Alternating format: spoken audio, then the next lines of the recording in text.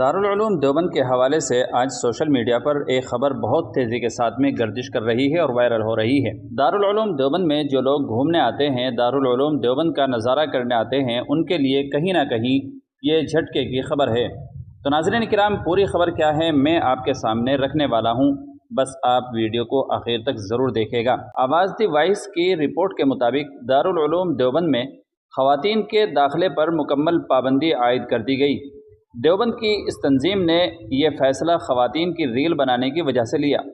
تنظیم کا کہنا ہے کہ خواتین کی ریل بنانے کی وجہ سے یہاں پڑھنے والے طلباء کی پڑھائی میں خلل پڑ رہا ہے۔ دارالعلوم دیوبند کے محتمم مفتی ابوالقاسم نعمانی صاحب نے کہا کہ یہ فیصلہ سوشل میڈیا پر وائرل ہونے والی ویڈیو کے پیش نظر کیا گیا۔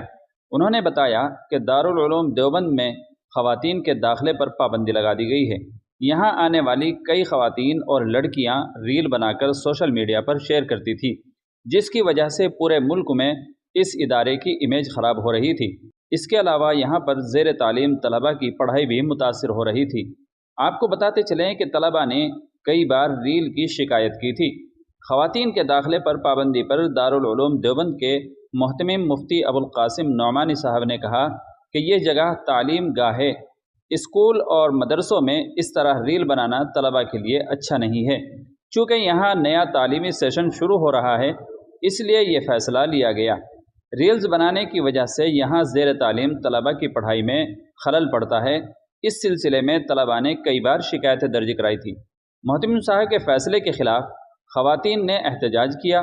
دارالعلوم دیوبند کے احاطے میں خواتین کے داخلے پر پابندی کے فیصلے کے بعد احتجاجی مظاہرے بھی ہوئے۔ دارالعلوم دیوبند کے محتمم صاحب نے کہا ہے کہ اس فیصلے کے بعد کچھ خواتین نے اس کے خلاف احتجاج بھی کیا ہے، تاہم وہ تمام وضاحتوں کے بعد راضی ہو گئی۔ یہ پورا فیصلہ طلباء کی تعلیم اور ریل کو لے کر کیا گیا ہے۔